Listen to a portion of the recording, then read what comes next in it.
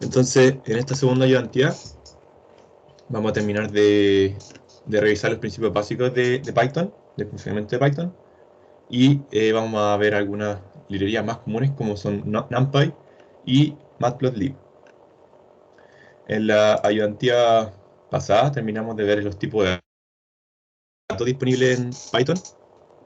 ¿Me escuchan, cierto? Sí.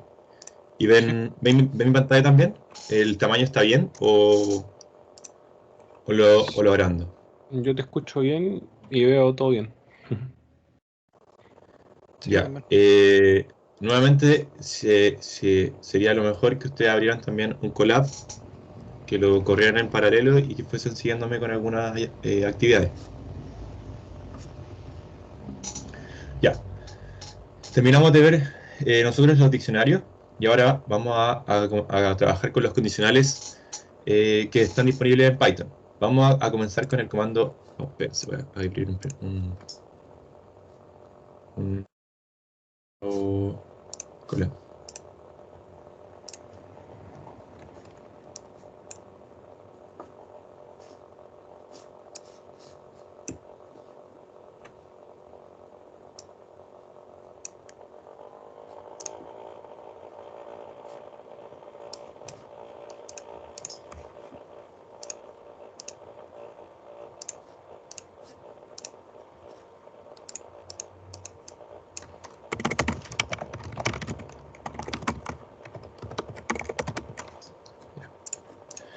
Entonces, como les decía, voy a agrandar igual de todas formas la letra. 18.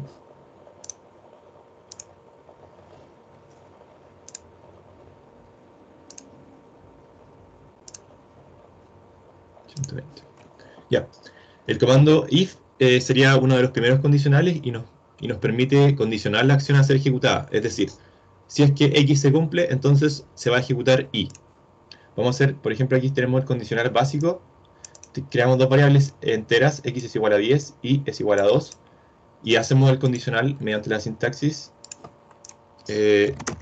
Vamos a hacer x igual a 10 y es igual a 2.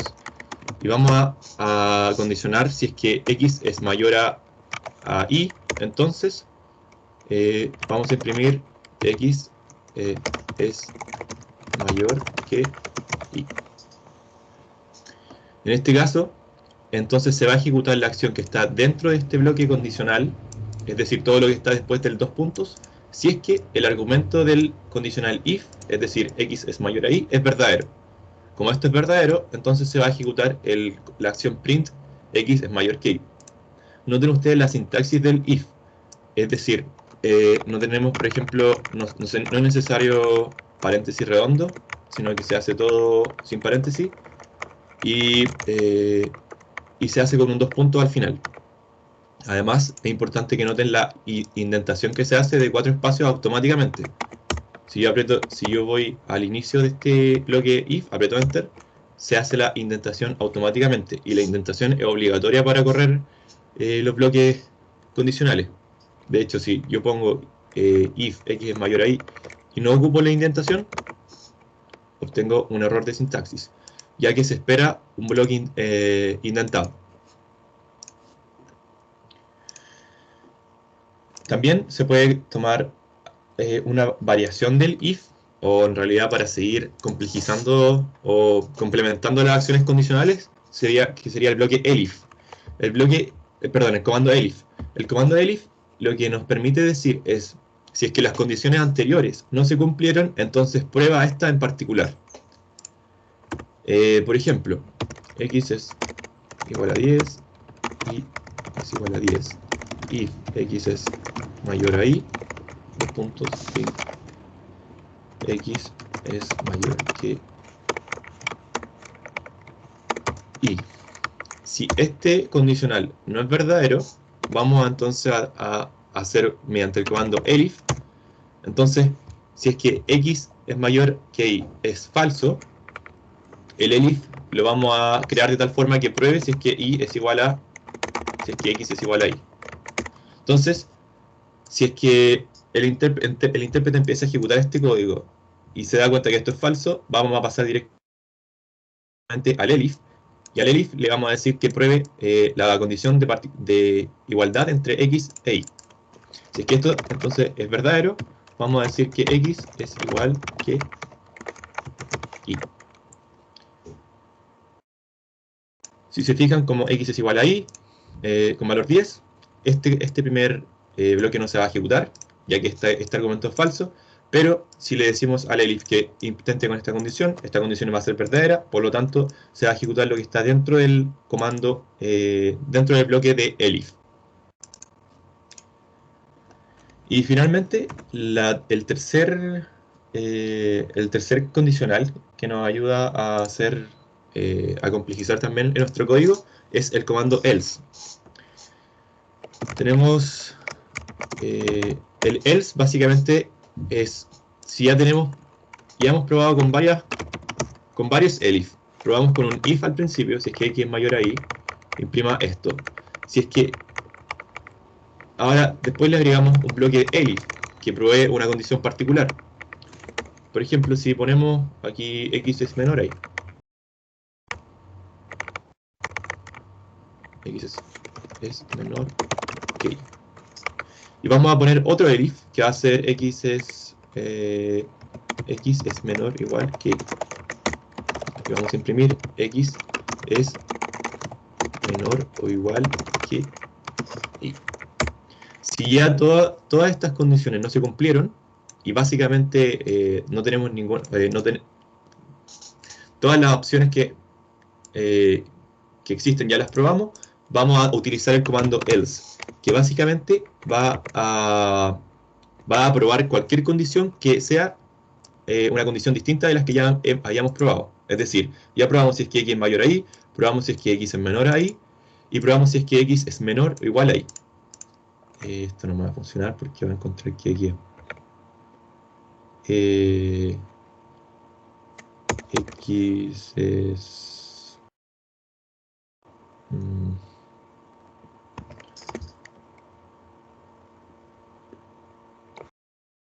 ya, si es que y es menor a 9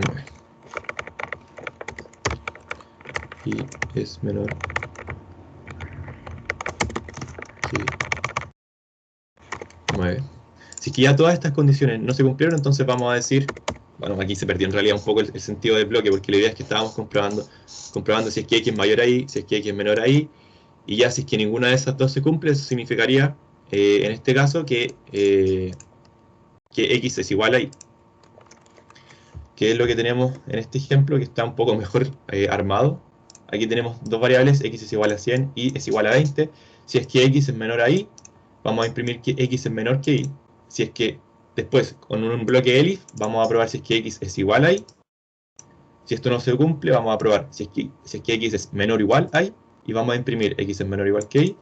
Y ya si es que ninguna de estas condiciones se cumple, vamos a utilizar el condicional else, o el comando else, mejor dicho. Y le vamos a decir print print x es mayor que y, que sería ninguna de estas condiciones. Si se fijan, aquí probamos menor, aquí probamos menor igual, y aquí probamos igual. Por lo tanto, lo que nos iría faltando es que x fuese mayor que.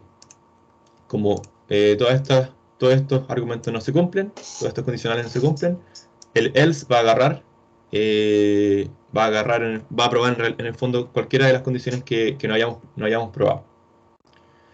Por otro lado, se puede abreviar el bloque if a solo una línea.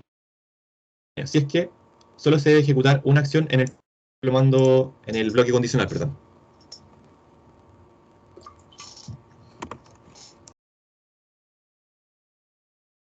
Por ejemplo, acá tenemos dos variables, x igual a 100 y y es igual a 20, y vamos a abreviar todo un comando, o sea, todo un bloque condicional, y lo vamos a abreviar en una sola línea.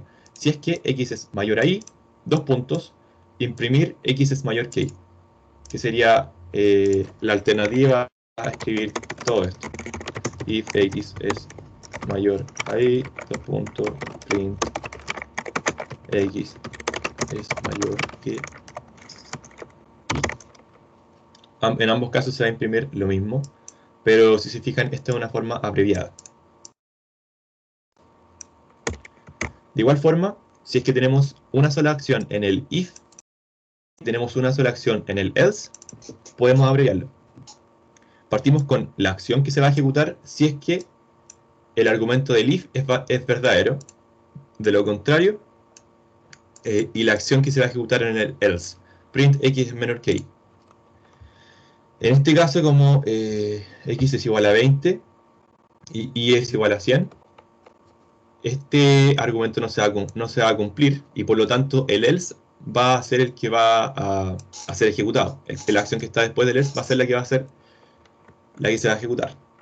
Entonces va a imprimir 20, que el valor de x es menor que, y el valor de y, que sería en este caso. Podemos utilizar otro tipo de operadores, por ejemplo los operadores lógicos, los operadores de identidad o de pertenencia que habíamos visto antes. Utilizando operadores lógicos y además un condicional if, si es que 100 es mayor que 0 y x y 50 es mayor que 0, dos puntos, vamos a imprimir que ambas condiciones se cumplen. Eso es un bloque condicional. Después otro bloque condicional si es que menos 50 es menor a o 100 es menor a 0. Imprimir una o ambas condiciones se cumplen. En este caso ambos bloques condicionales son verdaderos. También podemos ocupar el condicional if utilizando operadores de identidad. ¿Se acuerdan de los operadores de identidad que estaban dentro de ellos los is y is not, y que verifican si es que un objeto es igual a otro en términos de su ubicación en memoria? Tenemos la lista 1 es igual a 1, 2, 3. La lista 2 vamos a decir que esté apuntando al mismo objeto y si es que vamos a revisar con el bloque condicional si es que la lista 1 es la lista 2. Y vamos a imprimir, si es que este argumento es verdadero, vamos a imprimir lista 1 es el mismo objeto que lista 2. Eso sería por un lado. En este caso, ustedes se acuerdan que, bueno, que al poner el signo igual de una lista y otra lista, ambas quedan apuntando a la misma posición de memoria. Por lo tanto, este argumento va a ser verdadero y el print se va a ejecutar. Ahora, si utilizamos otro método de copiar los valores de esta lista y utilizamos el punto copy, que ya lo habíamos. Si es que esto va a ser verdadero, entonces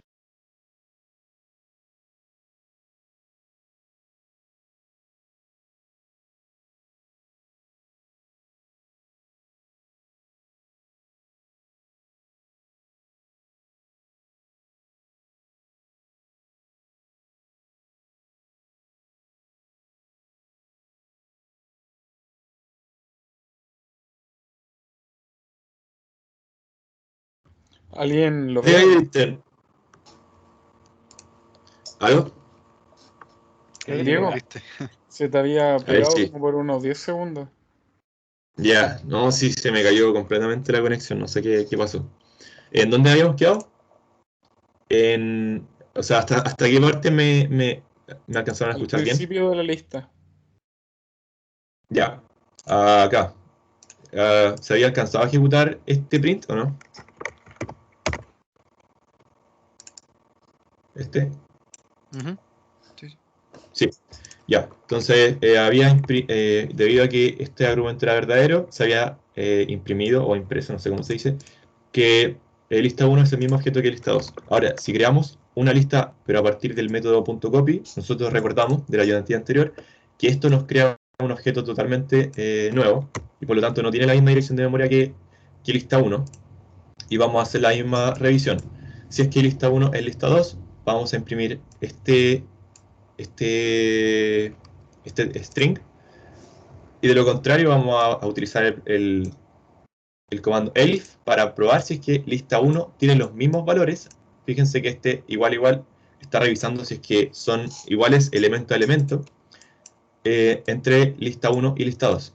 Si es que esto es verdadero, entonces nos va a imprimir lista 1 tiene los mismos valores que lista 2. Noten ustedes que en este segundo print yo le puse versión 2, ya que sabemos que este se va a ejecutar efectivamente. Y no queremos que imprima el mismo string. Queremos distinguir en el fondo qué es lo que se está ejecutando.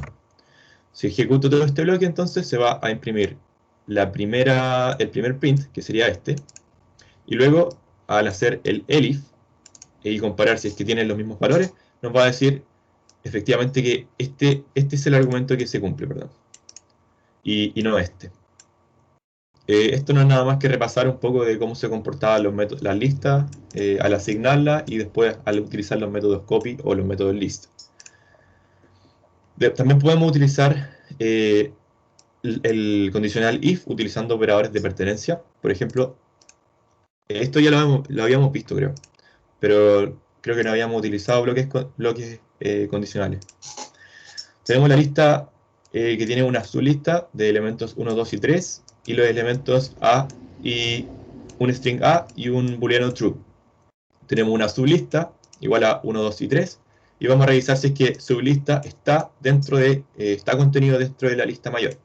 Si es que esto es verdadero, entonces si es que este argumento es verdadero, se va a imprimir sublista pertenece a lista y también después vamos a revisar si es que el string A está en la lista. Ambos argumentos son verdaderos, por lo tanto simplemente se van a imprimir las dos acciones. También se pueden tener bloques condicionales dentro de otros bloques condicionales, y esto se denomina if anidados. Por ejemplo, tenemos dos variables enteras, x es igual a 10 y y es igual a menos 1. Si es que x es mayor o igual a 10, vamos a entrar dentro de este bloque condicional. De lo contrario, no vamos a entrar nunca a este bloque condicional. En este caso, como x es mayor o igual a 10 es verdadero, ya que se está cumpliendo la igualdad, vamos a entrar dentro de este bloque condicional y vamos a imprimir x es mayor o igual que 10, eso es verdadero, y también vamos a entrar o vamos a revisar si es que este bloque condicional se cumple. Si es que, además, x es mayor o igual a 10 y además y es menor a 0, se va a imprimir y es menor que 0.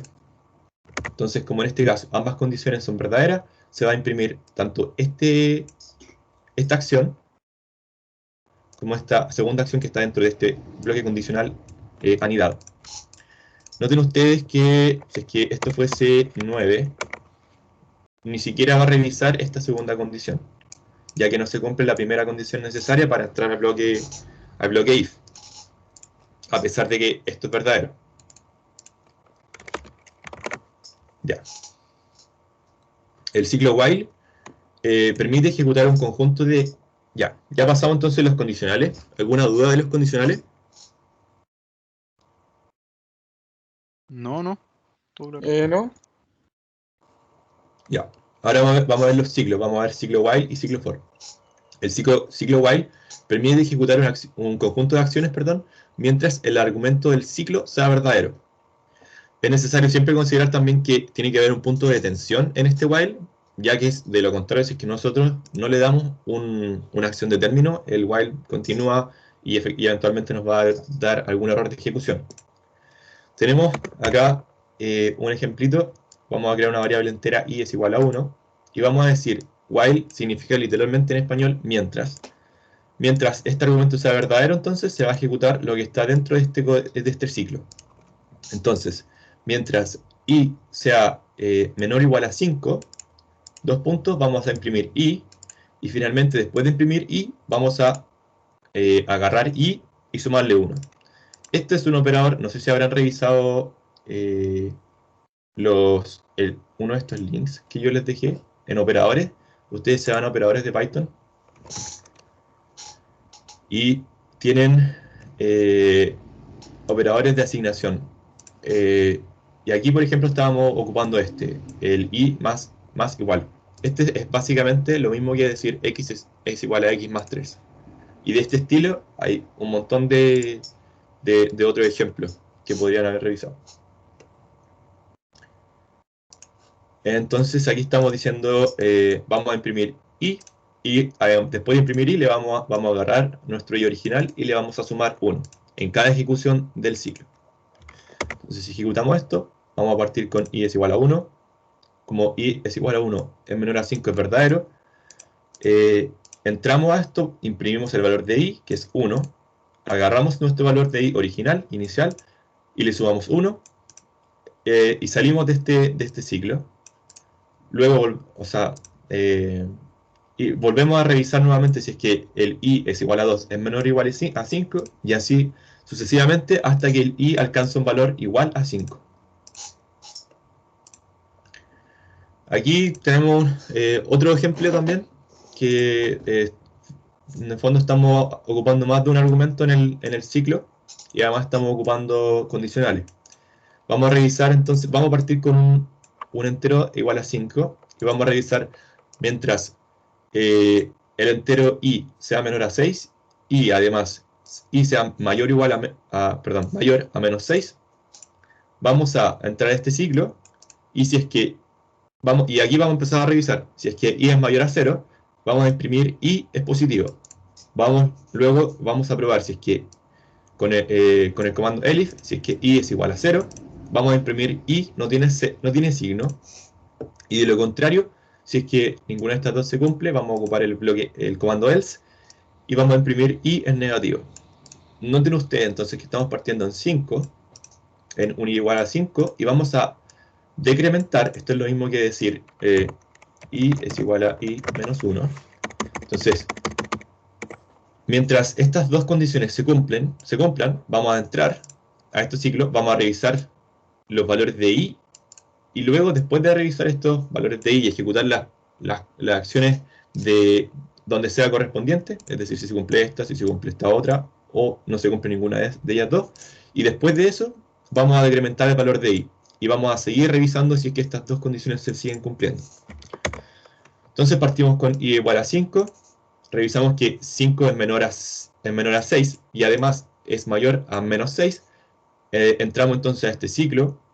Si es que 5 es mayor a 0, se está cumpliendo este argumento, vamos a imprimir entonces print 5 es positivo, y agarramos el 5 y lo decrementamos. Luego entonces tenemos un i igual a 4, como 4 cumple estas dos condiciones, luego entramos, revisamos, y así a lo largo de este ciclo, por eso es que se llaman ciclos, se van repitiendo. ¿Alguna duda del while? No. Ya. El ciclo for es bastante potente en Python. Permite iterar sobre una secuencia, sobre algún elemento que sea iterable. Se utiliza para recorrer elementos que son iterables, como por ejemplo listas, tuplas, diccionarios, sets o strings. Por ejemplo, vamos a crear una lista que va a tener 8 elementos, no, 8 elementos, perdón. Y vamos a utilizar el for para recorrer cada uno de los elementos pertenecientes en esta lista. El for es básicamente se escribe como pseudocódigo en estos casos, porque vamos a escribir para x en lista, print x. Si se fijan, esto es como, básicamente estamos diciendo, para cada x que está en la lista, imprimir x. Es como básicamente leerlo en lenguaje no de programación. Y nos va imprimiendo 1, 2, 3, que son todos los elementos de la lista. También podemos hacer lo mismo, pero para recorrer un string, ya que un string es un objeto iterable. Esta es una inducción en Python, tenemos ese string, y para x in string vamos a imprimir cada uno de sus caracteres. También, si se acuerdan, recordando un poco los métodos que existen disponibles en los strings, ya que x, el x o el elemento x que pertenece al string es además un string, pero es un string de largo 1, también tiene disponibles los métodos propios de cada string. Por lo tanto, tenemos, por ejemplo, mediante el operador, mediante la sintaxis x punto y nombre de método, podemos cambiar la forma de este string. Entonces, en este caso, cada uno de los elementos, cada uno de los strings de largo 1 lo está cambiando a mayúsculas, si se fijan, mediante el método upper. Y tenemos todo entonces los strings en mayúsculas. También se acuerdan del el método lower nos va a imprimir todos los strings en minúscula. Y así. Además, en Python existe la función range, que permite generar una secuencia de números que comienzan en 0, que es por defecto, y se incrementa en 1, que también es por defecto. Nosotros podemos especificar cuál va a ser el incremento, y que termine en un número especificado, que no inclusivo, perdón. Es decir, su sintaxis va a ser de este tipo. Aplicar formato como código, range, inicio, término y salto, no, incremento. Entonces, vamos a crear un rango una secuencia de números, y vamos a utilizar el for para imprimir cada uno de los números generados. Entonces, en este caso, por ejemplo, tenemos un for x in range. Vamos a comenzar en 0, vamos a terminar en 11, pero 11 no inclusivo, por lo tanto en 10, y vamos a incrementar en 1. 2 puntos, print x. Y ahí tenemos desde el elemento 0 hasta el elemento 10.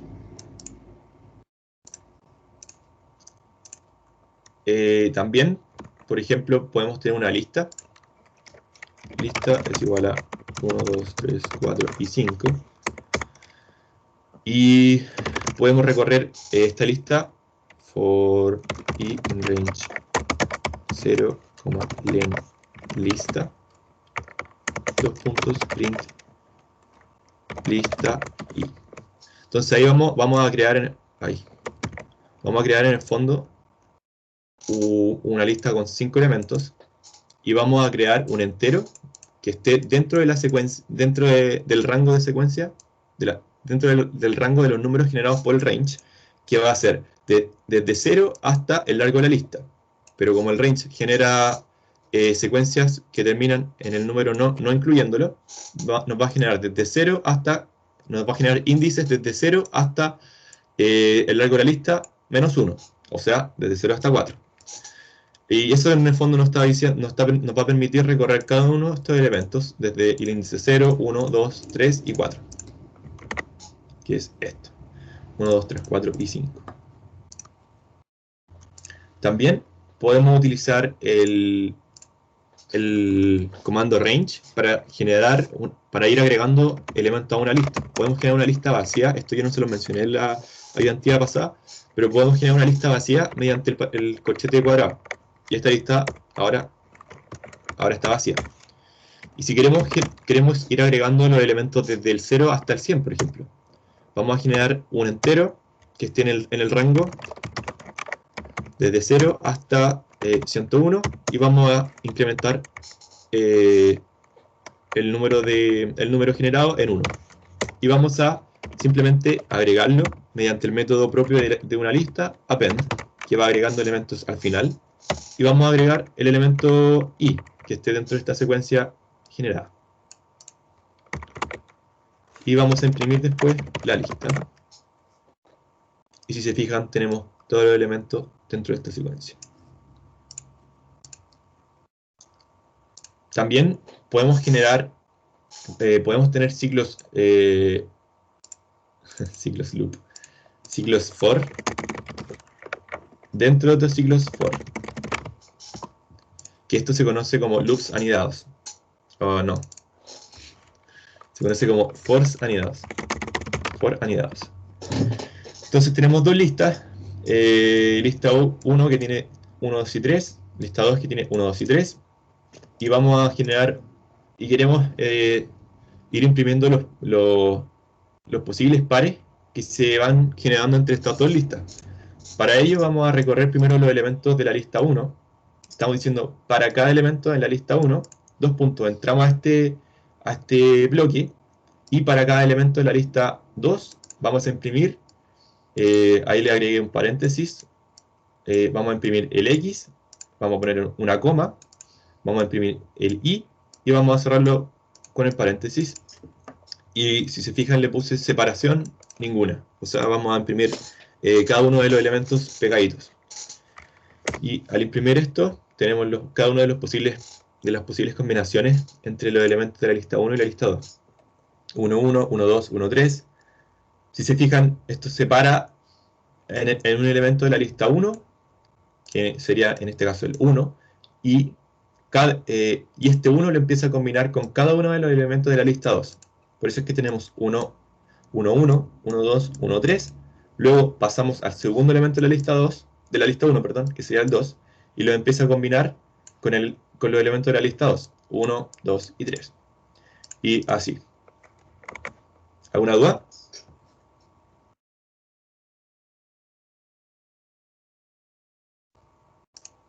Ya, parece que no. Voy a avanzar un poquito más rápido, porque tenemos harto que ver. Las funciones las podemos crear mediante la palabra reservada def. Y básicamente lo que permiten hacer es ejecutar un bloque de código cada vez que son llamadas. Pueden admitir o no parámetros para su ejecución y también pueden retornar o no resultados. Por ejemplo, aquí tenemos una función que no admite parámetros. La creamos mediante la palabra reservada def. ¿Se acuerdan ustedes de la regla de PEP8? Y si nosotros, por ejemplo, tenemos aquí una variable, esto no está cumpliendo PEP8, ya que PEP8 nos dice que tenemos que tener al menos tenemos que tener dos líneas en blanco antes de la creación de una función. Entonces, aquí, para seguir el formato de PEP8, tendríamos que crear aquí una variable y luego después, 2 líneas después, crear una función. Entonces, tenemos en este caso una función que se llama print hora-trt, que no admite ningún parámetro. Los elementos que van dentro de este paréntesis se llaman parámetros. Y lo que hace esta función es que una vez entrando a su cuerpo, es que va a imprimir hola trt. Entonces, si nosotros llamamos a esta función, nos va a imprimir, cada vez que nosotros la llamemos, nos va a imprimir hola trt.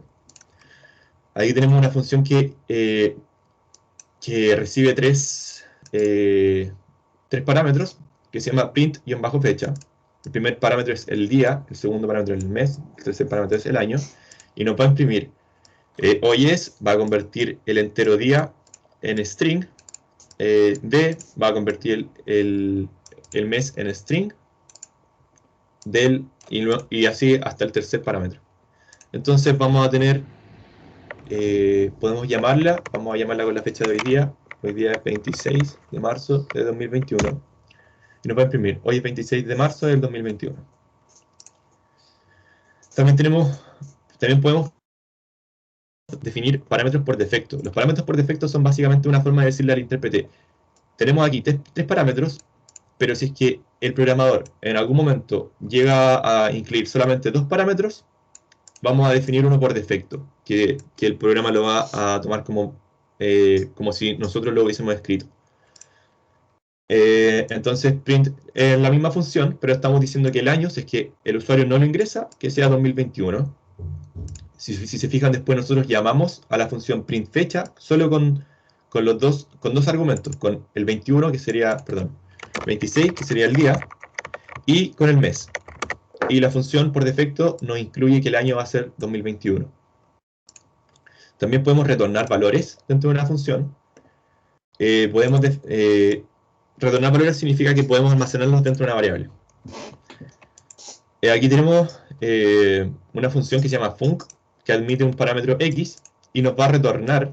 El retorno de una función se hace con la palabra reservada return, y nos va a retornar el elemento x, el parámetro x, pero exponenciado en 2. Entonces aquí tenemos un entero a igual a 5, tenemos una variable a-squared, y vamos a llamar a la función func, entregándole este entero, y después vamos a almacenar el valor que nos retorna esta función en esta variable, y lo vamos a imprimir. Y al imprimir obtenemos 25. Fíjense ustedes que si no ponemos el return y solamente agarramos el x y lo elevamos al cuadrado, el tipo de esta variable es del tipo non, ya que esta elevación al cuadrado se realiza solamente de manera local y existe solo cuando se está ejecutando la función. Después de que se ejecute la función, deja de existir. Esto es si es que nosotros no incluimos el return como comando. También podemos utilizar listas como argumento en una función. Podemos en realidad utilizar cualquier tipo de objeto dentro del argumento de una función.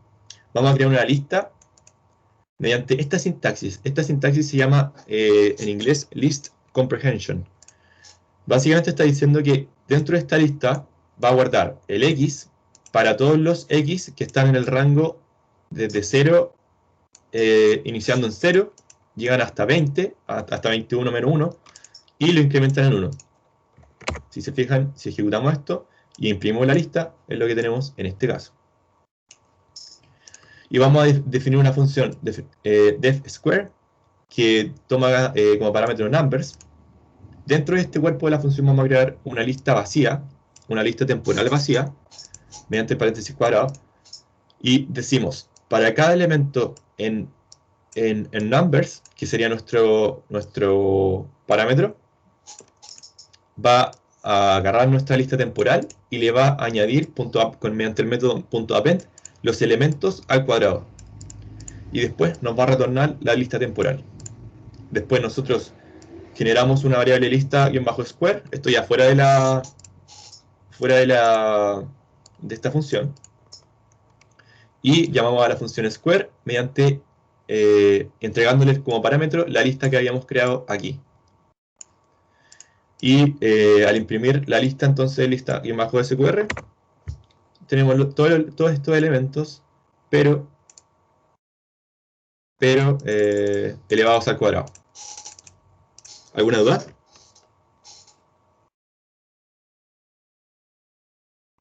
No. ¿Entendí? ¿O aquí Sí, ya? sí. Ya. Sí, se entiende. Otra alternativa es utilizando lo que yo les decía, list comprehension. Pueden revisar también más detalles en este link para que vean más ejemplos. Es una forma súper elegante de crear listas. Vamos a crear una lista square y vamos a decir que le va a agregar a esta lista un elemento al cuadrado, x al cuadrado, para todo x que esté en el rango 0, desde 0 hasta 21 menos 1, o sea, desde 0 hasta 20, incrementado en 1 cada vez. ¿Qué es lo que creen ustedes que va a hacer esto? Esta sola línea nos va a agarrar entonces todos los números desde 0 a 20 y los va a elevar al cuadrado, y eso es lo que se nos va a empezar a agregar en esta lista. Entonces estamos haciendo básicamente esto de una manera mucho más concisa. También tenemos las funciones lambda, que son... ¿Se acuerdan cuando hace poquito les mostré cómo se puede abreviar el if cuando se ejecuta solo una acción? Esto es básicamente lo mismo, pero con funciones. Tenemos una función f de x que retorna el x más 10. Si se fijan, ocupamos dos líneas y estamos haciendo solo una acción. Tenemos una función lambda. La sintaxis de la función lambda es así. Nombre de la función es igual a la palabra reservada lambda y el parámetro o los parámetros que elige, y dos puntos, lo que va a retornar esta función, que en este caso sería, nosotros estamos llamando a la función lambda f, estamos diciendo que es del tipo lambda, que toma como argumento x y que le va a agarrar este x y le va a sumar 10, y eso va a ser lo que se va a retornar. Si la llamamos después como f y le pasamos el parámetro 5, nos retorna lo mismo que esta función. Entonces no es nada más que una forma concisa de crear funciones.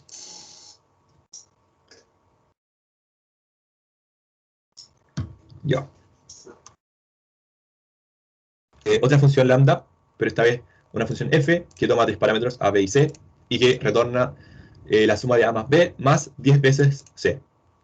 Y la llamamos nuevamente como f con 1,2,3, que eso es 1 más 2 es 3, más 3 por 10, 30, 33. Ya. Dentro de las librerías más comunes, vamos a ver la librería que se llama NumPy, que viene cuyo nombre viene de Numerical Python. Permite trabajar con arreglos multidimensionales. Tiene funciones también dentro del campo de la matemática que nos permiten trabajar en álgebra lineal, transformadas de Fourier, matrices. Es súper potente esta librería. Para importar una librería es necesario escribir en el encabezado del código. Eso sí es que estuviesen ustedes trabajando de manera local, porque si se fijan en Colab, el orden del código y el encabezado y todo eso, como que se pierde un poco esa noción. Pero si ustedes estuviesen trabajando de manera local, me referiría entonces al encabezado, a lo que está en esta parte, en el fondo. Acá. Aquí se importarían todas las librerías. Ya. Y se realizan mediante el comando import y el nombre de la librería. Una librería en NumPy no es nada más que una colección de módulos, de constantes, de funciones, etcétera, de objetos propios que se van agrupando en un objeto que se llama librería. Al importar NumPy, estamos importando todos los módulos, pero también podemos importar módulos específicamente. Por ejemplo, esto se hace mediante el comando from, nombre de la librería, import y el nombre del módulo. En este caso estamos diciendo desde NumPy importar el módulo pi. Y en este caso ya no estamos, porque originalmente lo que tendríamos que haber hecho hubiese sido NumPy. Vamos a esperar un poquito. Nos debería recomendar cuáles son los métodos. Creo que tengo que ejecutar esto. Ya. NumPy. Y aquí nos recomienda todos los módulos, todas las constantes que existen dentro de la librería NumPy. Y vamos a, como les decía, de manera tradicional, lo tendríamos que haber hecho como numpy.py para acceder al número pi, a la constante pi. Pero aquí, como estamos importando solo un módulo pi, podemos acceder a él mediante solamente su nombre, pi. Y aquí estamos imprimiendo numpy.py. Bueno. Debido a que para acceder a cada módulo de NumPy tendríamos que estar escribiendo numpy.algo, etc. Es usual renombrar la librería con algún alias, que es una abreviación de la librería. Cada librería tiene su forma usual de ser abreviada, como por ejemplo TensorFlow, que es una librería que nos permite trabajar en Data Science con Deep Learning, se abrevia TF. OpenCV, por otro lado, nos permite manipular la manipulación de videos e imágenes y se abrevia como CB, y etcétera. En NumPy en particular se abrevia como NP. Entonces vamos a importar NumPy. As es la palabra reservada que nos dice ya estamos importando NumPy, pero lo estamos importando mediante un alias, y ese alias es NP. Y ahora ya no tendríamos que, para acceder al módulo pi, no tendríamos que acceder mediante numpy.py, sino que ocupamos la abreviación np.py. Vamos a crear arreglos con NumPy. Uno de los objetos más importantes de NumPy son los ND-Array, que es la abreviación. El ND es N-Dimensional Array, o un arreglo n-dimensional, que se puede generar a partir de una lista o de una tupla. Y el método que se utiliza para generar estos array, es el método array paréntesis redondo, que lo que va a hacer es que nos va a convertir la lista, en este caso, si se fijan, estamos creando una lista, en un objeto del tipo array. Vamos a crear entonces una variable ar.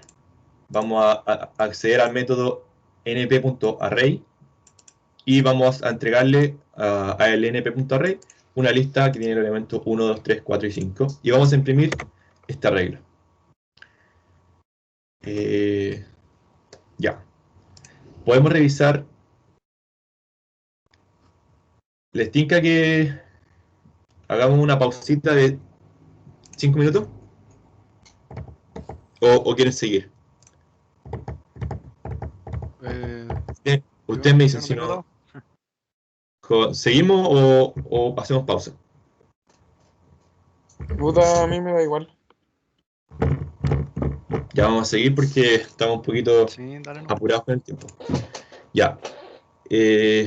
Podemos revisar el tipo de datos de este NDArray mediante el comando que habíamos visto en la clase pasada, type. Podemos crear también un array mediante una tupla. Por ejemplo, aquí tenemos una tupla 1, 2, 3, 4 y 5 y estamos dándole a este nb.array la tupla, literalmente la variable tupla. Podemos crear arreglos de diferentes dimensiones, porque esa es la potencialidad que tiene. Por ejemplo, aquí tenemos AR0, le puse AR0 porque tiene dimensión 0, o bien conocido como escalar. Estamos creando un arreglo a partir del 42 y estamos imprimiendo el AR0, perdón, y nos imprime solamente un escalar igual a 42. También tenemos arreglos de dimensión 1, o conocidos como vectores. AR1 es igual a np.array, y era lo que habíamos tenido antes, el conjunto de elementos en una sola dirección en el fondo. También podemos tener arreglos de dimensión 2, que estos se conocen como matrices, y se hacen nuevamente mediante el método np.array. A ver, se los puedo explicar esto. Creación de matriz. Vamos a generar entonces una AR es igual a nb.array. Vamos a crearlo mediante el paréntesis redondo. Vamos a poner un corchete cuadrado. Y dentro del corchete cuadrado vamos a poner la primera fila de nuestra matriz. 1, 2 y 3. Coma nuestra segunda fila. 4, 5 y 6. Si se fijan, este elemento corresponde a la fila 1. Y dentro de esa fila 1 estamos diciendo el elemento de la columna 1 es 1, el elemento de la columna 2 es 2 y el elemento de la columna 3 es 3. Coma, según la segunda fila va a tener los elementos, la columna 4, columna 5 y columna 6.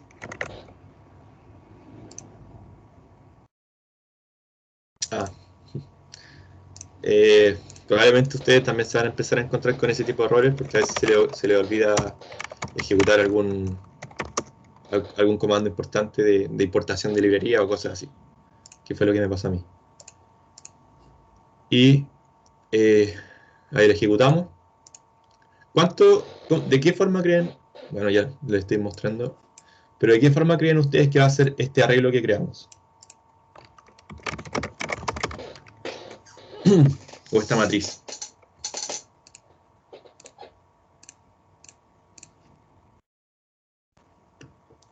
Va a tener dos elementos, ¿no?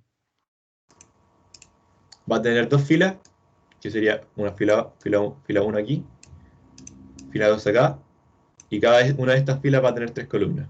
O sea que es una matriz de 2 por 3. 2 filas para abajo y 3 columnas. También podemos crear un array de 3 dimensiones, que esto ya escapa un poco de lo que en realidad nos interesaría, porque un arreglo de dimensión 2 significa que tiene dimensión hacia abajo, dimensión hacia el lado. Un arreglo de tercera dimensión sería hacia abajo, hacia el lado y otra más, no sé, profundidad, por ejemplo. Pero también los pueden crear así. Es más complicada así la creación. Y pueden ir comprobando las dimensiones mediante el método n.dim de cada uno de estos arreglos. Si se fijan, aquí estamos imprimiendo ar0.ndim, ar1.ndim, y nos está diciendo el primer arreglo tiene dimensión 0, segundo arreglo tiene dimensión 1, y así. Y por ejemplo aquí, así como un ejemplo muy no sé, difícil de imaginar. Aquí estamos creando un arreglo que tiene 5 dimensiones, que tiene los elementos 1, 2, 3 y 4, 4 y 5. Y si se fijan, le estamos pasando como parámetro al np.array que la dimensión nDimension sea igual a 5. Si imprimimos el arreglo, va a ser este arreglo. Yo en lo personal no entiendo qué es lo que, a qué se refiere un arreglo de 5 dimensiones, pero su dimensión es igual a 5. Otra forma de crear arreglos de NumPy es a través de los métodos que NumPy dispone para ello. Por ejemplo, está el método ceros, el método ones, después el método arrange, no sé cómo se pronuncia, y linspace. El linspace probablemente lo van a recordar, porque también viene de MATLAB. El ceros retorna un arreglo lleno de ceros, cuya forma y tipo deben definirse.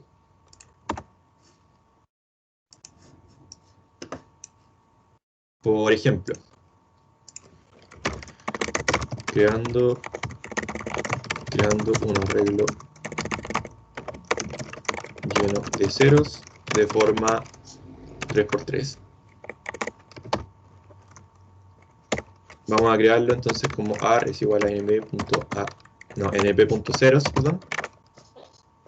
Y nos dice, Colab nos muestra cómo se define este método. El primer parámetro es shape, y este shape tiene que ser del tipo tupla, es decir, mediante otro paréntesis. Y la forma es n por m, básicamente n filas, m columnas, vamos a decir que es de 3×3.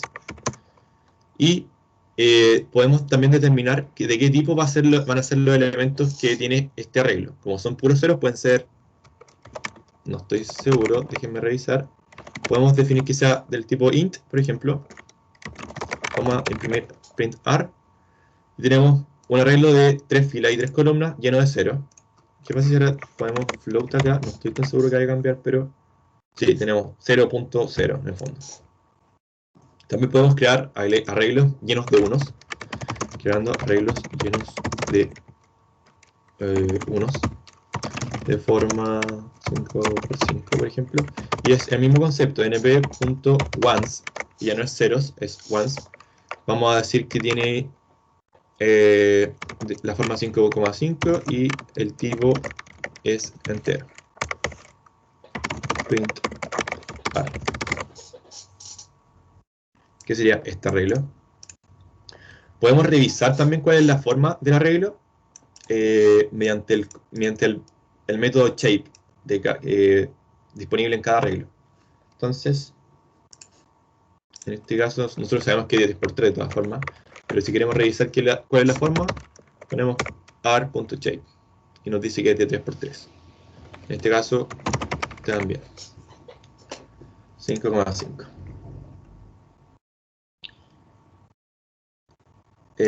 Ya. También tenemos el comando arrange. El comando arrange funciona de forma similar al comando range que habíamos visto recién, en el sentido que nos permite generar una secuencia dado... Miren, podemos incluso ver cuál es la documentación de esto. ¿Se acuerdan que antes nosotros accedíamos a las documentaciones mediante el signo de pregunta? Y esto nos abre una ventanita acá. También podemos hacerlo dentro de la misma celda, mediante el comando help np.arrange. Y acá nos dice, es una función en el módulo NumPy que admite un inicio, un término y un step, o un salto. Y también nos permite definir el tipo de elementos que se van a generar. Si se fijan, funciona de forma muy similar al comando range, que probablemente por eso le hayan puesto arrange. Entonces vamos a crear un arreglo que empieza en 0, termina en 10, que se incrementa en 1. Vamos a decir que el tipo va a ser float. Print r. Les voy a hacer ¿cómo se llama? Un spoiler, porque nosotros podemos cambiar la forma de este arreglo mediante el comando reshape. Entonces, aquí ya tenemos un arreglo, pero si se fijan, su forma es de 11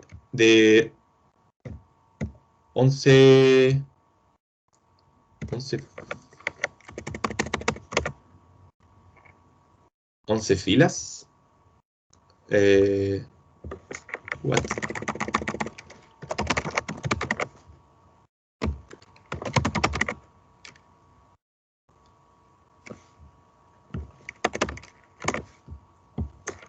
Wait. Print. 3 filas, 5 columnas.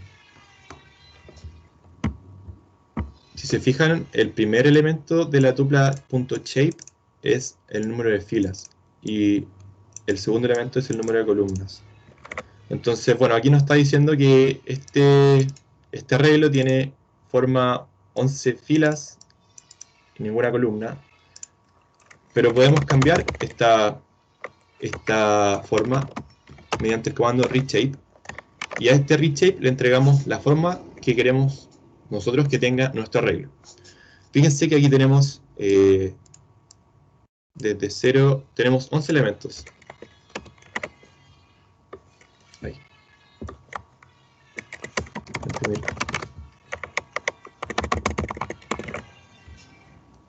Tenemos 12 elementos. Podemos partir también desde el 1 hasta el 10 y vamos a tener 1, 2, 3, ya. Y podemos cambiar la forma de este arreglo, por ejemplo, a 3×3. Y si se fijan, ya no es un arreglo que estaba solamente hacia el lado, no era un vector, sino que ahora le cambiamos la forma mediante el comando .reshape 3,3, y ahora tiene una forma matricial de 3 columnas y 3 filas. Vamos a verificarlo. Y no podemos en realidad llegar y poner una forma arbitraria, no sé si le ponemos 4×5, porque tenemos que considerar la cantidad de elementos que tiene este arreglo originalmente, que tiene 10 elementos, no, tiene 9 elementos, perdón. ¿Cómo vamos a cambiar la forma de 9 elementos en un arreglo que tiene 4 filas y 5 columnas? No es viable.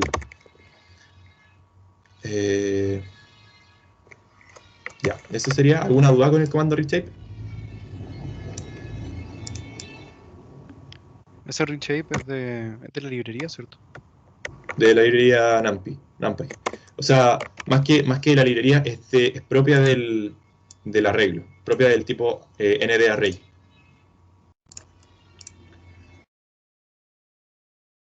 Linspace, que en vez de crearnos, aquí estamos diciendo, créanos una secuencia de números que parten 0, termina en 10 menos 1, y que su incremento es 1.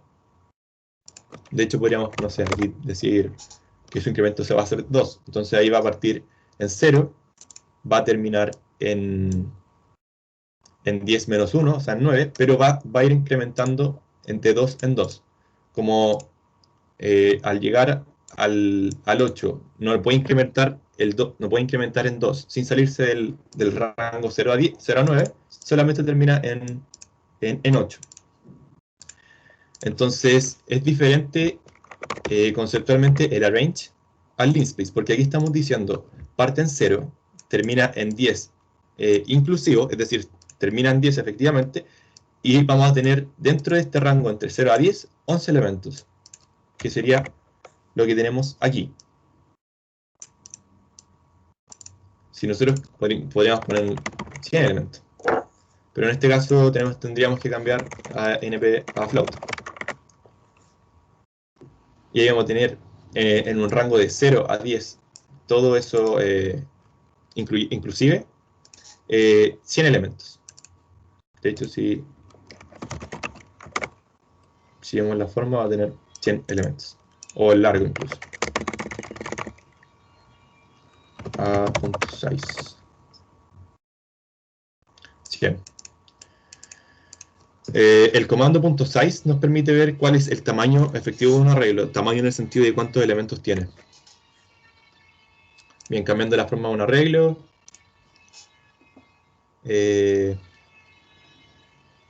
Esto ya lo habíamos visto. Si tienen más dudas, pueden revisar nuevamente este documento.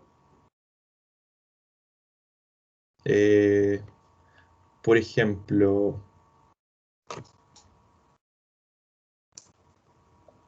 aquí tenemos 10 elementos, que es el arreglo original, y le estamos cambiando su forma a n filas, es decir, 2 filas, y a 5 columnas. Y mediante nuevamente el comando reshape, le entregamos... noten que también podemos acceder al al método reshape mediante np.reshape. Le entregamos como argumento el arreglo del cual queremos arreglar la forma, cambiar la forma, y le entregamos la forma del arreglo nuevo como una tupla, donde el primer elemento de esta tupla es en las filas y el segundo elemento son las columnas. Me queda la duda si es que nuevo add. Sí, también podemos acceder al método reshape haciendo esta sintaxis. Nuevo var.reshape. Y ahora ya no tenemos los 10 elementos como en forma de vector, sino que ahora lo tenemos en 2 filas y 5 columnas. También podemos acceder a los elementos de un arreglo mediante el paréntesis cuadrado y el número del índice. También, de igual forma que las listas, por ejemplo, no terminan en el índice inclusivo, sino que parten en 0 y terminan en largo menos 1. Creo que esto ya me imagino que lo dominan, ¿no? O sea, sí, Bueno, es que es de otros lenguajes de programación igual. ya. O no sé si es que dominaré la palabra, pero ya lo conocen.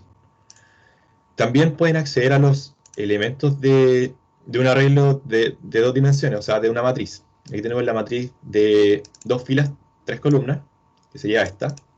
Y para acceder a los elementos de la primera fila, ponemos un paréntesis cuadrado y el índice 0, indicando que sería la primera fila. Y luego nos vamos moviendo con el segundo índice a lo largo de las columnas. Es decir, el elemento 0, 0 va a ser el 1, el elemento 0, 0, 1 va a ser el 2, el elemento 0, 2 va a ser el 3. Luego, si avanzamos a lo largo de las filas, ya no vamos a estar en el AR0, sino que vamos a estar en AR1. Y lo mismo, AR1 y corchete cuadrado 0, accedemos al elemento 4, AR1, 1 al elemento 5 y AR1, 2 al elemento 6. Otra notación es, en vez de poner dos corchetes, así, lo podemos hacer mediante comas, donde el primer elemento corresponde al número de las filas y el segundo elemento corresponde al índice de las columnas. Perdón. También podemos usar el for para recorrer los elementos de un arreglo 2D. Por ejemplo, bueno, es un poco más complicado, pero primero revisamos el largo. Si nosotros...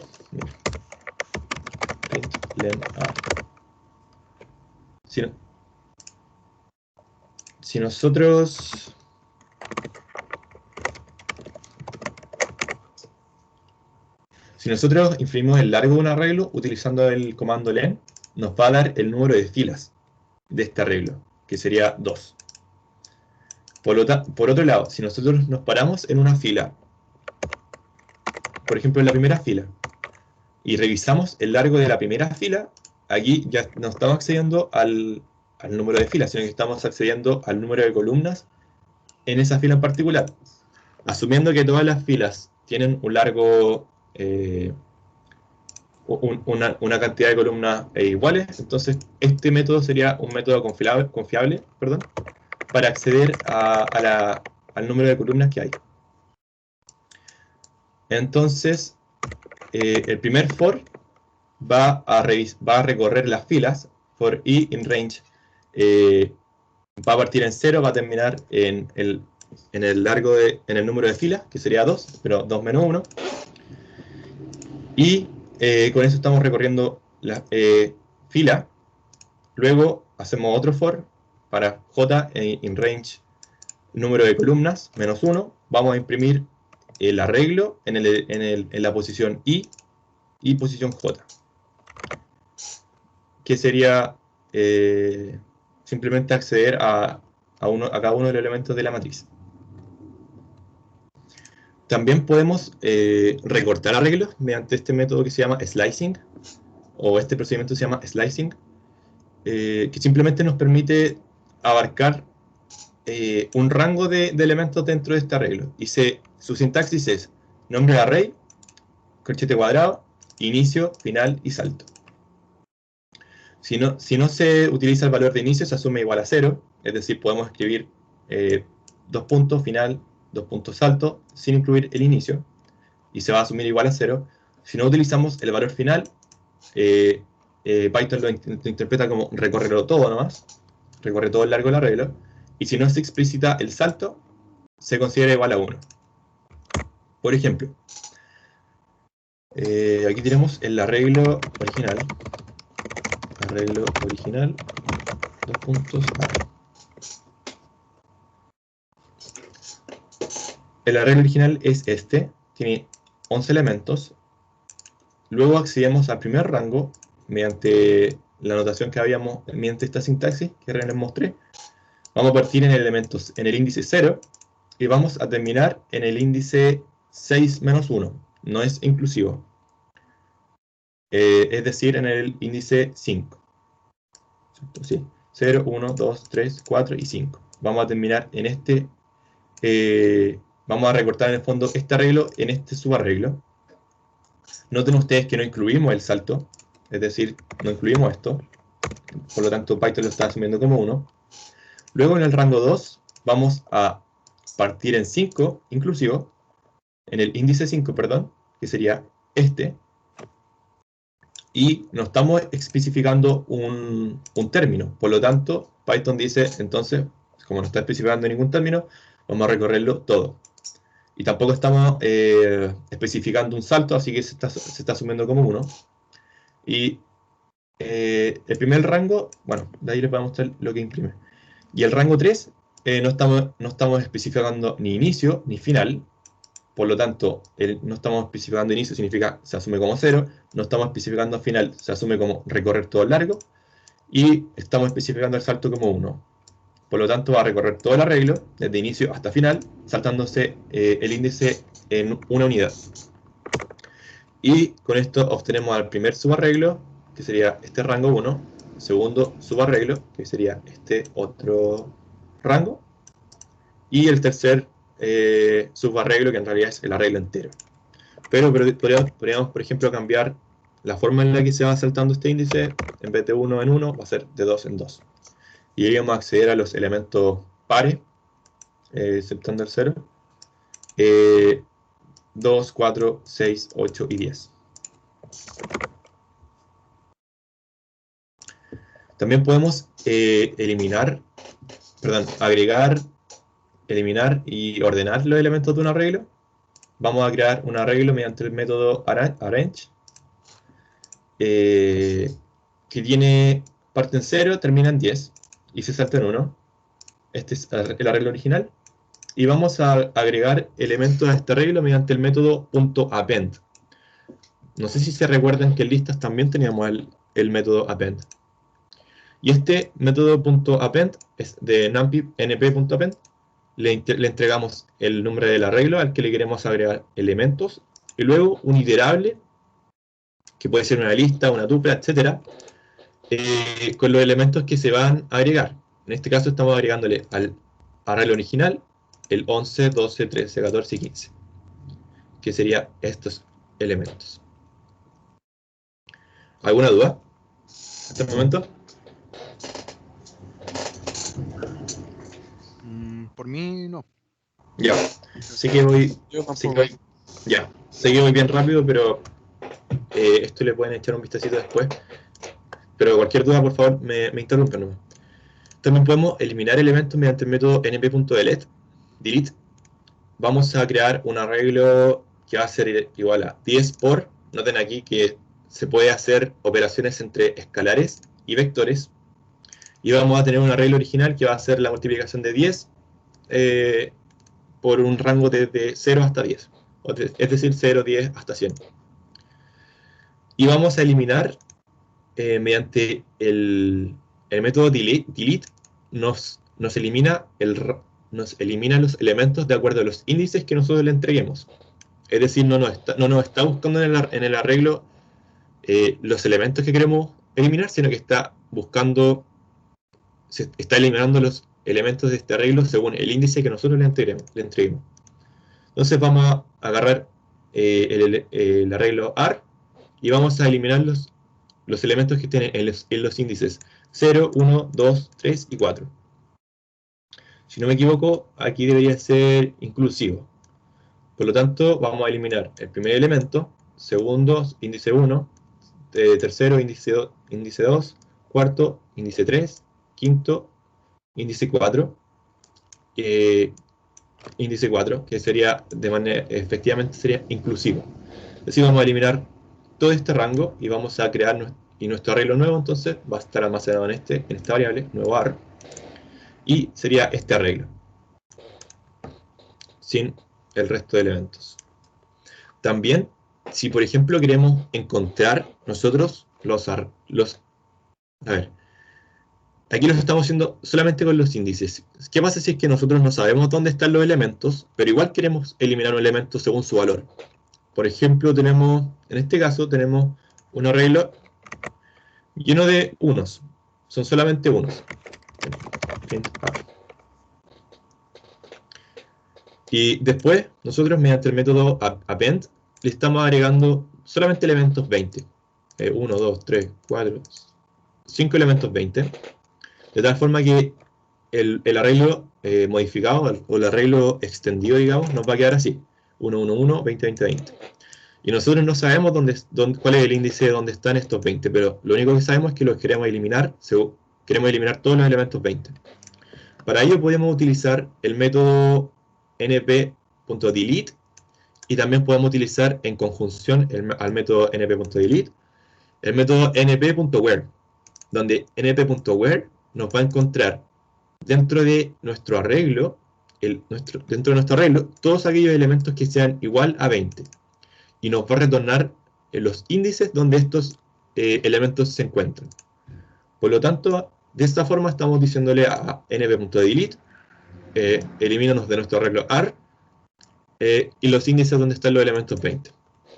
Y si se fijan, después esto lo estamos almacenando en nuevo AR-2, y esto es lo que tenemos como resultado. Arreglo con 20 con valores 20 eliminados, y sería nuestro arreglo original. También podemos ordenar los elementos de un arreglo mediante la función sort disponible en NumPy. Aquí, por ejemplo, estamos creando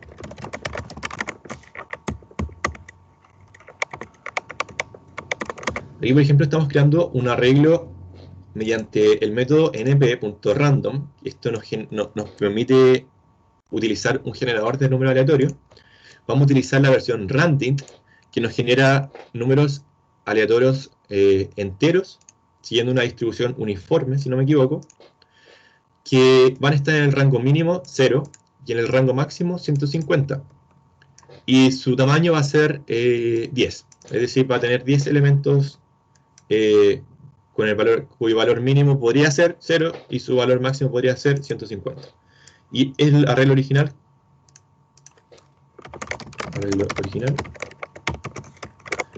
el arreglo original, si se fijan, va a cambiar cada vez que lo ejecute, es este. Arreglo ordenado creciente. Y arreglo ordenado decreciente. Estoy aprovechando de arreglar el tiro del código que hay que modificar. Creciente. Ya. Mediante el método np.sort le entregamos el arreglo que queremos ordenar, que sería el arreglo AR. Y esta función np.sort nos va a retornar una copia ordenada del arreglo que le entregamos, y lo hace en orden creciente.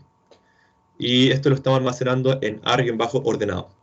Y si se fijan, aquí tenemos, este es nuestro arreglo desordenado, digamos, y este es nuestro arreglo ordenado, de manera creciente. Según yo, y según estuve buscando, np.sort no tiene una manera de ordenarlo de manera decreciente.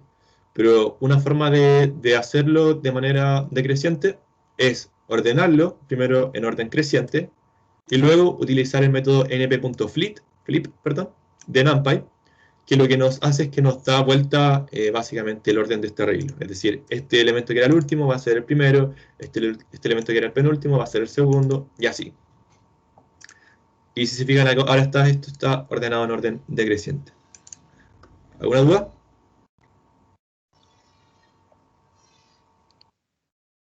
No. Ya. Concatenación de arreglos. La concatenación, como habíamos visto en otros tipos de objetos, se hacía mediante el operador más, y aquí se hace mediante el método np.concatenate. Podemos concatenarlo a lo largo del eje de las filas. Espérense, vamos por parte.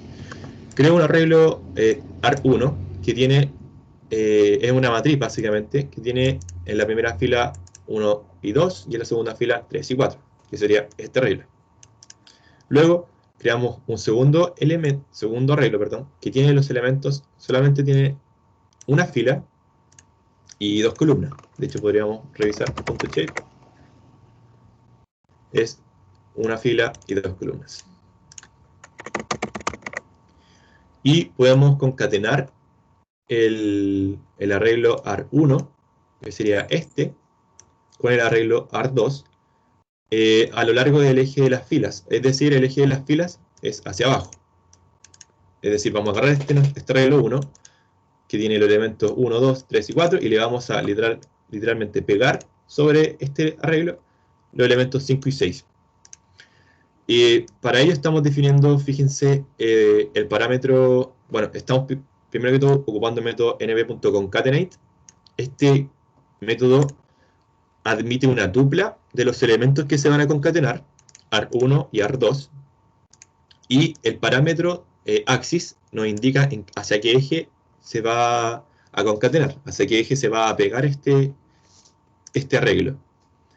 Y en el caso de que axis es igual a 0, entonces estamos diciendo en el eje de las filas. Y literalmente se pegó el 5 y 6 en el eje de las filas, hacia abajo. Luego, en el eje de las columnas, para eso estamos definiendo axis es igual a 1. Si se fijan, en el eje de las columnas significa que nosotros pegaríamos el 5 y el 6 aquí al ladito. Pero como está, la forma en la que está este arreglo 2, 5 y 6, no podríamos pegarlo hacia el lado, porque nos quedaría 1, 2, 5, 6, 3, 4 y ningún elemento abajo. Por lo tanto, lo que podemos hacer es invertir, no es invertir la palabra, es transponer este arreglo de tal forma que nos quede, en vez de que nos quede un vector 5, 6 hacia el lado, que nos quede un vector 5, 6 hacia abajo. Para ello ocupamos el operador .t, que es el operador que nos permite transponer un arreglo. Fíjense, y bueno, y aquí estamos entonces literalmente en el primer arreglo 1, 2, 3, 4, le estamos pegando hacia el lado el vector, el arreglo 5, 6, pero da vuelta, digamos, que obtenemos esto. Noten ustedes cuál es el arreglo 2, pero traspuesto. Sería este, 5 y 6. Y de esa forma. O sea, de esta forma y no de la forma original.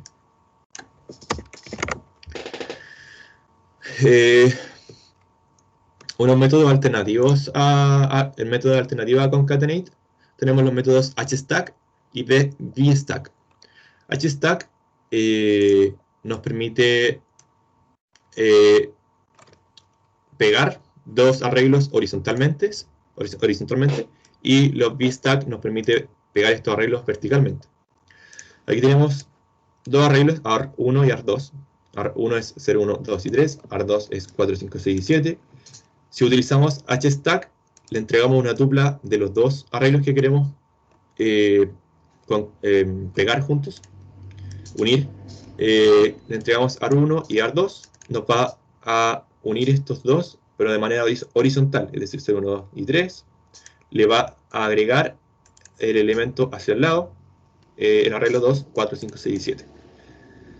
Por otro lado, si aquí tenemos, si tenemos por ejemplo una matriz que es de 3 filas, una columna, como este arreglo 3, 1, 2, 3, entonces podemos nuevamente revisar la forma del arreglo 3, y nos dice que es 3 filas y una columna, que era lo que habíamos dicho, lo que había dicho. Y tenemos un arreglo 4 que también es una matriz de 3 filas, una columna. Los podemos pegar horizontalmente mediante hstack, nuevamente, y nos va a quedar 1, 2, 3 en la primera columna y 4, 5, 6 en la segunda columna. Luego tenemos la versión bstack, que los va a concatenar verticalmente. Tenemos los arreglos de esta forma, utilizamos bstack, la tupla de los arreglos que queremos concatenar, y el resultado sería este, pegarlos simplemente uno sobre el otro. Y luego si tenemos arreglos de forma matricial, de 3 filas y una columna, 3 filas y una columna, y los unimos de manera vertical, vamos a tener 1, 2, 3, 4 y 5 y 6. Esa sería como la concatenación de arreglos. Operaciones básicas de arreglos, la transposición de un arreglo, ya la habíamos visto, se hace mediante el comando .t. Aquí está el arreglo original, después utilizamos el .t y tenemos el arreglo traspuesto. Este es un vector fila, este es un vector columna, si no me equivoco. El arreglo original, aquí tenemos una matriz de 3×3, 1, 2, 3, 4, 5, 6, 7, 8, 9. El arreglo traspuesto, ¿se acuerdan cómo era la transposición de matrices? Esta primera columna va a ser nuestra primera fila, esta segunda columna va a ser nuestra segunda fila, y esta tercera columna va a ser nuestra tercera fila. Fíjense aquí cómo creamos también este vector B, este arreglo B, mediante arrange y después reshape. Y ahí está el vector B transpuesto. Tenemos la suma entre matrices, se hace AR1 más AR2, tienen que tener las mismas dimensiones, no podemos estar sumando mismas dimensiones y misma forma, no podemos estar sumando arreglos de distintas dimensiones. Tenemos el arreglo original, arreglo 1, perdón, de esta forma, arreglo 2 de esta forma, y esos elementos, y la suma es esta. Tenemos este arreglo 3, es una matriz, este arreglo 4, otra matriz, y el resultado lo obtenemos como AR3 más AR4, que sería esta suma. Tenemos la multiplicación entre arreglos, que es la multiplicación matricial, básicamente.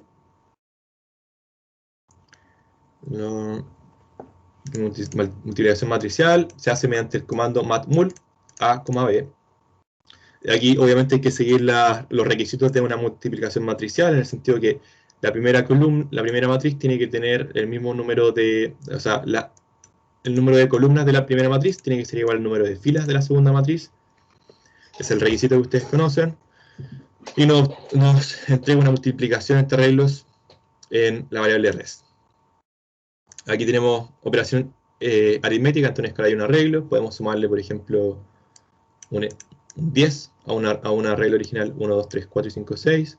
Podemos multiplicarlo, podemos elevarlo al cuadrado y podemos dividirlo por 2. Ya, voy a saltar un poco esto porque estamos un poquito cortos de tiempo. Ya, esto es importante. Dentro de NumPy tenemos funciones súper importantes, matemáticas. Por ejemplo, tenemos la función seno, coseno, seno hiperbólico, un montón de funciones matemáticas, exponencial, logarítmica, que se pueden aplicar sobre un vector entero. Por ejemplo, para acceder a la función seno, utilizamos nb.sin y le aplicamos como argumento a esa función seno, np.pi, o sea, pi medio. ¿Cuánto es el seno de pi medios? Es 1. Y luego creamos un arreglo mediante el linspace que va desde 0 hasta 2 veces pi y tiene 100 elementos. ¿Sí? ¿Pedro? Oye, Diego, mira, ya cuando uno agrega una librería, ¿Ya? ahí yo puedo ocupar si es la función seno y coseno o no.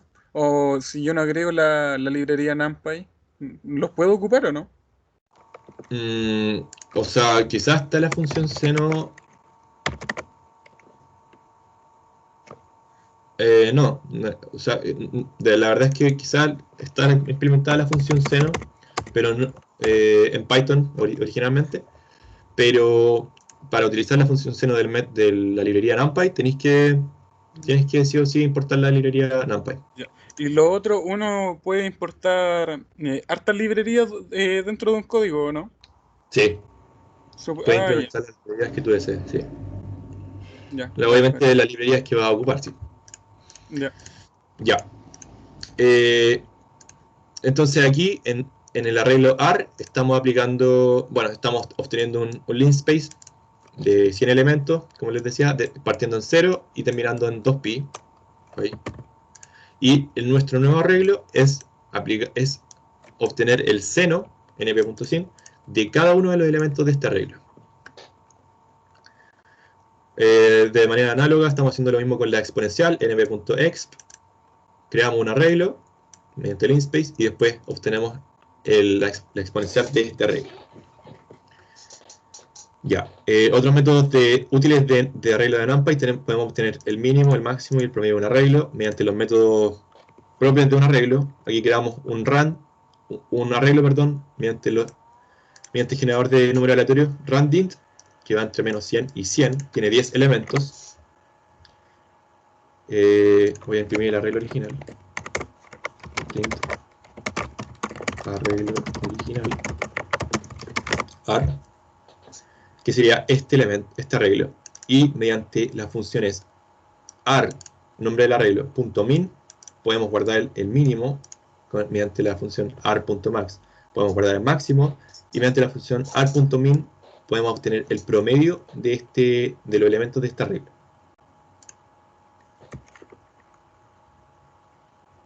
De hecho, curiosamente, este tiene promedio 0, creo. Sí. Entonces aquí tenemos el arreglo original. Ah, ya está, imprimento el arreglo, creo. Ah, no.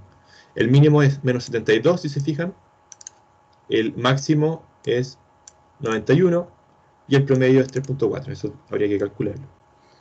El método también, np.average, de la librería NumPy, nos permite obtener también el promedio de un arreglo. Se hace np.average y el nombre del arreglo.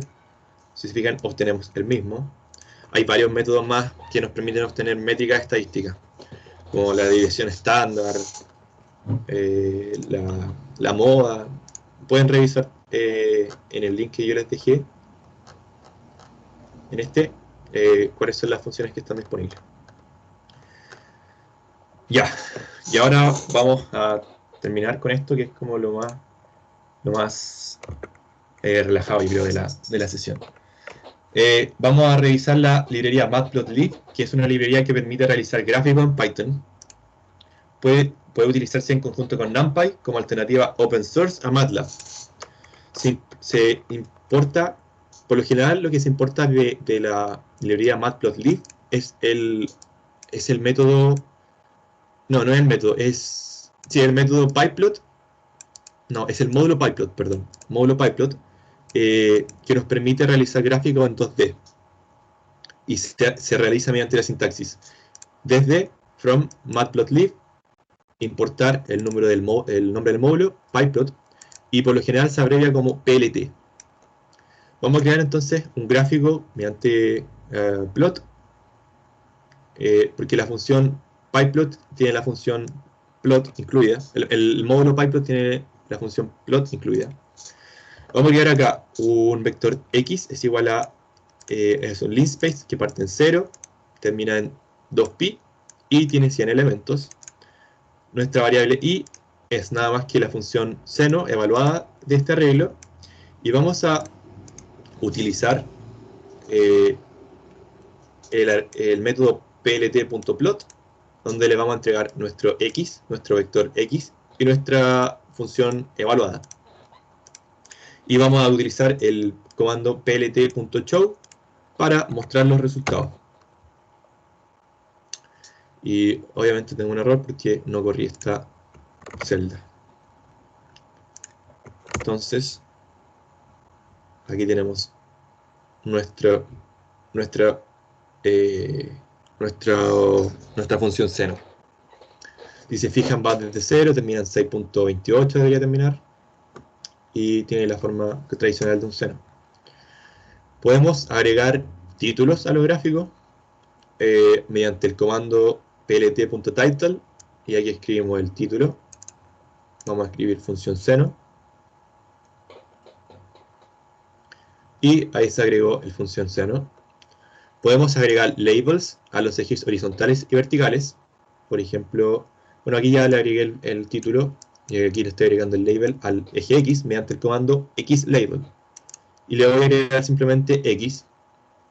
Y también en eLabel le voy a agregar seno de X, que es esto que obtenemos acá. Si se fijan, aquí se agregó seno de X y aquí X. También podemos cambiar el tamaño de un gráfico, si es que está muy chiquitito, según nosotros, mediante la utilización del comando plt.figure. Podemos poner el número de la figura, que en realidad es opcional, o bien simplemente ingresamos el parámetro fixSize y una tupla, donde la tupla de este tamaño de figura va a ser, el primer elemento es el tamaño horizontal, vamos a poner 10, y el tamaño vertical vamos a poner 8. Si se fijan, ahora está mucho más grande. También podemos cambiar los valores de los ejes horizontal y vertical. Todo esto ya lo habíamos hecho. Esto también lo habíamos hecho. Esto también lo habíamos hecho. Le habíamos agregado título, labels a los ejes X e Y. Y si queremos cambiar, en vez de que diga 0, 1, 2, 3, 4, 5, 6 en el eje X, podemos utilizar el comando plt.xtix, y aquí le tenemos que entregar un vector de los valores que queremos que aparezcan en el eje X. En este caso estoy diciendo que sea un linspace que tenga 5 elementos entre el rango 0 y 2pi. Y si se fijan, aquí ya no estoy obteniendo 0, 1, 2, 3, 4, 5, 6, estoy obteniendo 0, pi medios, que es 1.571, pi, 3 pi medios, y 2pi. Y en el eje Y también estoy diciendo itix. Ahora ya no quiero que sea menos 1 y 1 con esos valores, sino que quiero que tenga más valores. Si no me equivoco, esto tiene 1, 2, 3, 4, 5, 6, 7, 8, 9 valores. Y aquí te va a tener 10 valores. Entonces, si cambiamos esto a 9, deberíamos, claro, tenemos la misma cantidad de ticks. ¿Alguna duda hasta este momento? Sé que voy súper rápido, pero esto debería parecer súper familiar, ¿no? Sí, sí. Ya. También podemos cambiar los límites de cada eje. Por ejemplo, aquí tenemos nuevamente un vector X, de un linspace desde 0 a 10, con 100 elementos, y la función Y, que es evaluar con la función exponencial de este vector X. Estamos creando un gráfico de fixSize igual a 10,8. Vamos a plotear plt.plot X e Y, y le ponemos los títulos, función exponencial, gráfico original. Y fíjense que el gráfico original va desde 0 hasta 10, y en el eje X, y su eje Y va desde 0 hasta 20.000. Si se fijan en la función exponencial que conocemos. Y ahora, mediante los comandos xlim estamos diciéndole al límite del eje X que su valor mínimo sea 5 y que su valor máximo sea 10, inclusivo. Y por lo tanto, estamos diciéndole al gráfico, no queremos que incluya desde 0 hasta 5, sino que queremos que incluya, desde 0 hasta 10, perdón, sino que queremos que incluya desde 5 hasta 10 solamente. Y mediante el comando ilim estamos diciendo que no queremos que parta desde 0 hasta 20.000, sino que queremos que parta desde 10.000 hasta 20.000. Y también le cambiamos la cantidad de ticks que hay en el eje Y, con un linspace, como lo habíamos hecho anteriormente. Entonces nuestro gráfico nuevo ya no va desde 0 hasta 5, sino que va desde 5 hasta 10. Y en el eje Y va desde 1000 hasta 20.000. También podemos graficar más de una función en el mismo gráfico. Por ejemplo, aquí tenemos la función y1, que es el seno de x, y y2 es el seno, y y2 es el coseno de x, perdón. Donde x es el vector es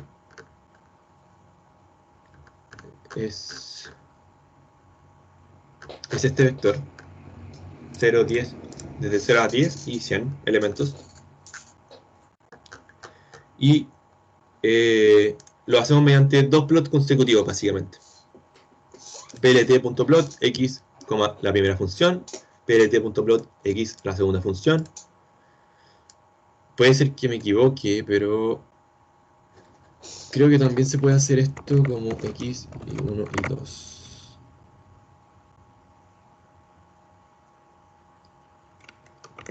X y 1 y 2.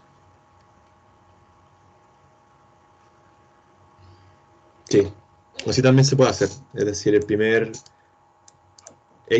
eje x, primeros valores x, y 1, la primera función, x y la segunda función. Le estamos poniendo como título funciones seno y coseno. Estamos dándole el x-label x, al y-label amplitud, y estamos obteniendo el gráfico de las dos funciones. Podemos también cambiar el color y el grosor de las líneas. Todo el resto está igual, es decir, esto está igual que arriba. El título, el x-label y y-label está igual, pero en la función i1, que sería nuestro seno, le estamos diciendo que su color va a ser blue, azul, y va a tener un line width de 1.5. Vamos a poner un line width igual a 2. Y el segundo plot, el plot de la segunda función, que va a ser nuestro coseno, queremos que sea rojo.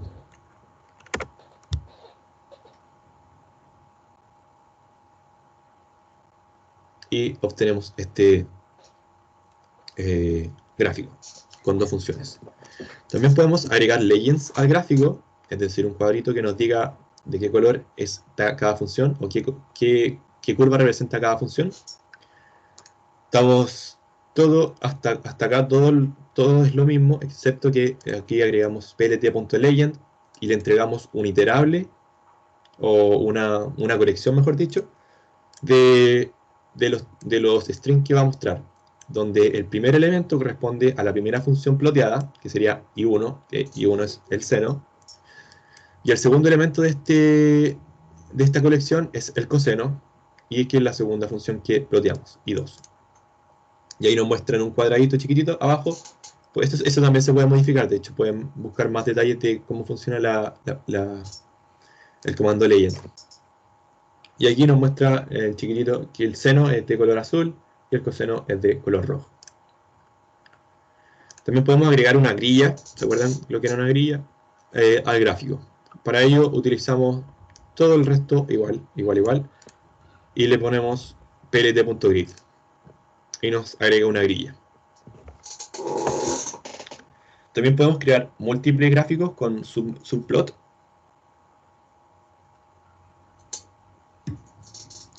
Disculpen, son las 5, deberíamos estar terminando, pero vamos terminando. ¿Me dan unos 10 minutos más, por favor? Dale nomás. Sí, dale. Ya. Vamos a crear múltiples gráficos con subplot. La sintaxis es plt.subplot, número de filas, número de columnas y el índice del gráfico. Básicamente el índice, bueno, el número de filas y número de columnas es lo que nosotros vamos a definir como el espacio donde se pueden ubicar nuestros gráficos, y el índice nos va a decir, este es el primer gráfico, este es el segundo gráfico, etc. Tenemos aquí una función exponencial y una función logarítmica. Tenemos el primer vector que es su least space entre 1 y 25 con 1000 puntos. La función exponencial la vamos a guardar en I1. La función logaritmo natural la vamos a guardar en I2. Vamos a crear una figure de tamaño 12,10.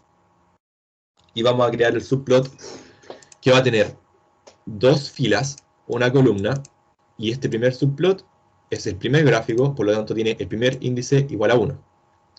Cambiamos su título, le ponemos función exponencial, xlabel, le vamos a poner al eje x, al eje y le vamos a poner exponencial de x, y vamos a plotear la función i1, que es la función exponencial. Y de igual forma para el segundo gráfico, vamos a decir que tiene la misma forma, dos plt.subplot, dos filas, una columna, y esta vez estamos diciendo, este es el segundo gráfico. Y vamos a poner como título función logaritmo natural, al xlabel le vamos a poner x, al ilabel le vamos a poner logaritmo de x, y vamos a plotear la función i2. Y vamos a establecer también un supertítulo que va a abarcar un título para ambos subplots. Y estamos obteniendo el resultado en este gráfico. Si se fijan, el primero, en el subplot de la función exponencial, tiene en su eje y de x, en su eje xx, y lo mismo en función del logaritmo natural. Para más ejemplos de subplot pueden encontrar en este link. Y el último tema que vamos a ver es cómo guardar un archivo de imagen. Perdón, cómo guardar un gráfico en un archivo de imagen. Para ello utilizamos la función savefig. Esto almacena los gráficos creados en un archivo de manera local. Vamos a crear una función lambda que toma dos argumentos. Esto ya ustedes se los mostré, x e y. Y su ecuación que va a representar va a ser x al cuadrado más y al cuadrado menos 16. ¿Alguien conoce cuál es esa ecuación?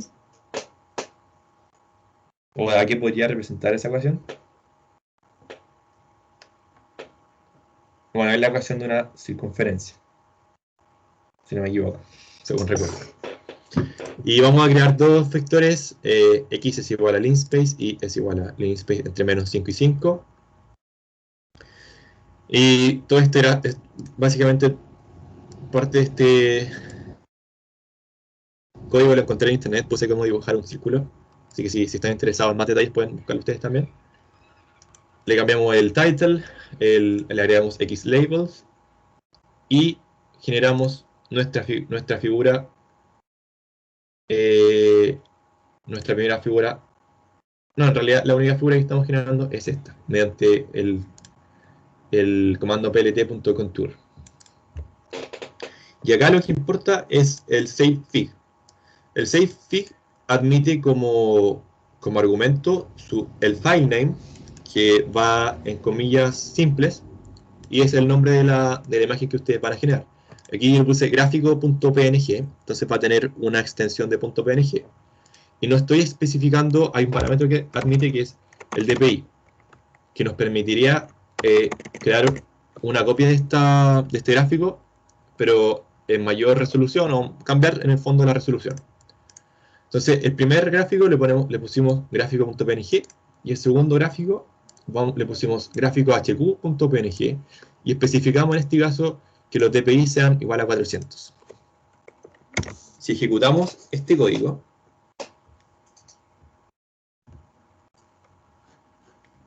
tenemos el gráfico del círculo, la circunferencia, y vamos a nuestros archivos.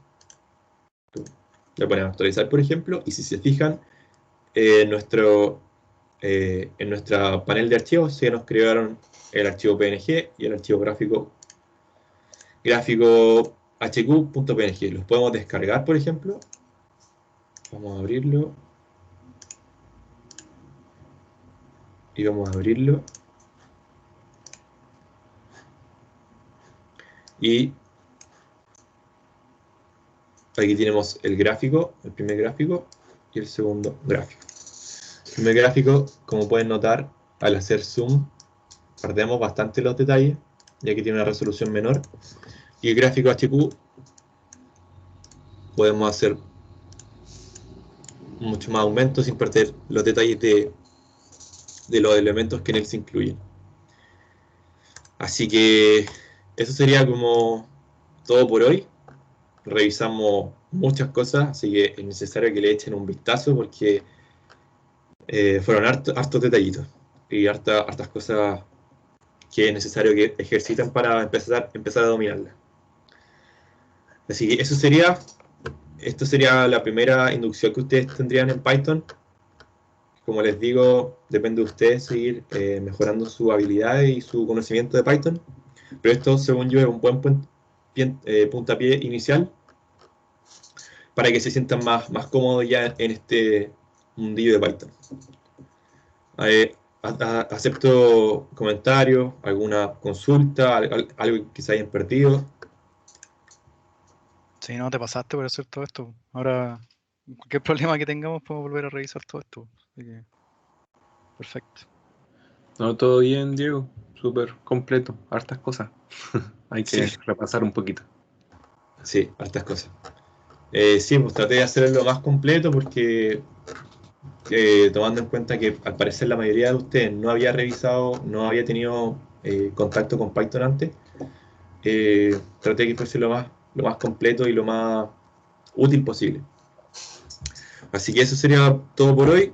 Ya en próximas prácticas veremos ya contenidos propios de TRT, la generación de redes mediante los objetos grafos que van a ver ustedes, deberían revisarlo en Canvas.